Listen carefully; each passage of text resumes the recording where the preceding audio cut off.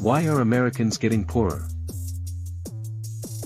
Nearly 70% of Americans live paycheck to paycheck, revealing a startling reality.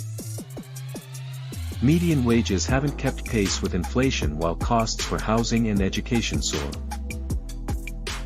Telling people to budget overlooks the harsh realities of income, debt, and survival. Emotional spending, driven by stress and the need for control, hits hard on our finances. Lifestyle inflation means as we earn more, we often spend more, not save. With over $1 trillion in credit card debt, it's a cycle of borrowing without relief.